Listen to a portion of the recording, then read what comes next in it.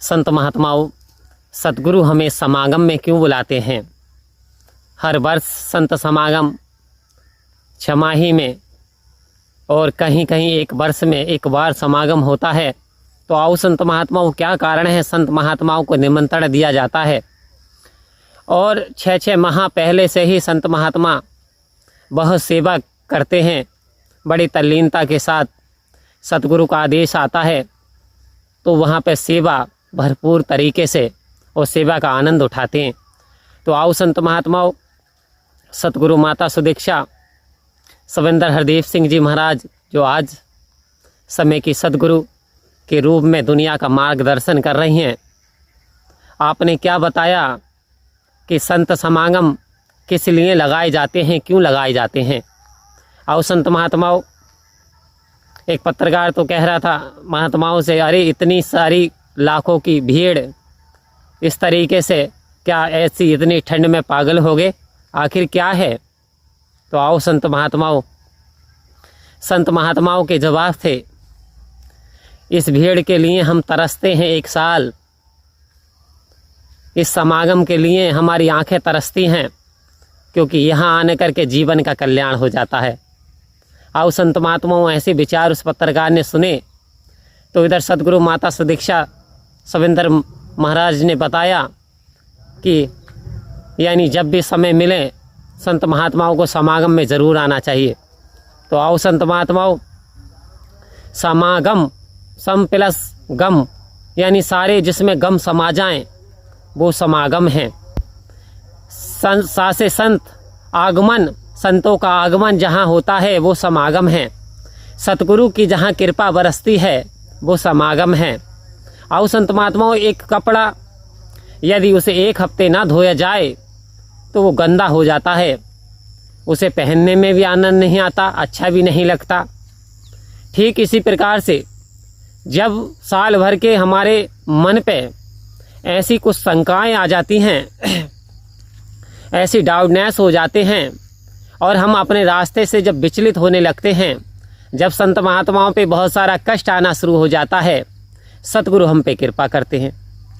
क्योंकि सतगुरु कैसे कृपा करते हैं? संत महात्माओं के एक दूसरे को दर्शन होते हैं, सतगुरु के चरणों का प्रवचन का प्रसाद मिलता है, संतों का आशीर्वाद मिलता है। आओ संत महात्मा, हमारा विश्वास और मजबूत होता है कि हम ही दीवाने नहीं हैं, लाखों दीवाने हैं तेरे। मैं तो समझा था मैं ही दीवाना हूँ इस दुनिया में तेरा, लेकिन यहाँ देखा तो लाखों दीवाने हैं तेरे। आओ संत महात्माओं, तो जो हमारे मनों में जो विकार होती है, वो चाहे बुराई की विकार हो या चुगली की हो या अविश्वास की हो, वो सारी की सारी वहाँ से दूर भाग जाती हैं। क्योंकि अब सूर्य का प्रकाश निकल चुका है, अब जाग मुसाफिर भोर भई, अब रैन कहाँ जो सोबत है, जो सोबत है वो खोबत है, जो जागत है वो पावत है। आओ संत महात्माओं, कह रहे ज्ञान का उदय हो चुका है। जीवन में जिसकी प्राप्ति के लिए वेद शास्त्र पुराणों ने बताया दिया कि मनुष्य का जन्म आखिर क्यों हुआ मनुष्य के रूप में। तो आओ संत महात्माओं, मात गर्भ में उल्टा लटके रोवे था, चिल्लाए था, भूल के अपने रब का नाम, रोता था, कुल्लाता था, बार बार विनती करता था, प्रभु एक बार आप मुझे चांस दे दो, मनुष्य जन्म में भेज दो। तो संत महात्माओं, यही वो चोला है जिसमें आन करके यानी इस निरंकार की प्राप्ति की जा सकती है, जिसमें आन करके यानी 84 के बंधन से मुक्त होया जा सकता है।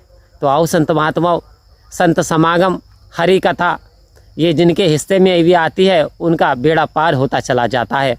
क्योंकि आज समय का सतगुरु ने इस रमे राम के दर्शन हमें करा दिए। तो आओ संत महात्माओं, ये बड़ी ही शुक्रिया अदा करने वाली बात है।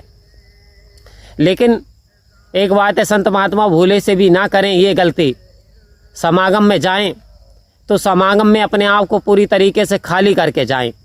जैसे 1 गिलास पानी का होता है, वो खाली होगा तो उसमें पानी भर सकते हो, और यदि पहले ही पानी भरा हुआ है तो उसमें और पानी नहीं आ सकता।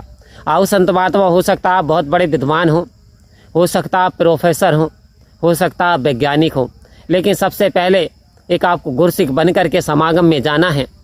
एक एक आदेश, एक एक वचन जो सतगुरु का आर्या हमारे जीवन में निखार लाने वाला होता है। धोबी की हर चोट कपड़े में निखार लाती है, कपड़े की गंदगी धो देती है। ऐसे ही सतगुरु का हर वचन हमारे जीवन में निखार लाने वाला होता है, हमारे जीवन में चमत्कार करने वाला होता है।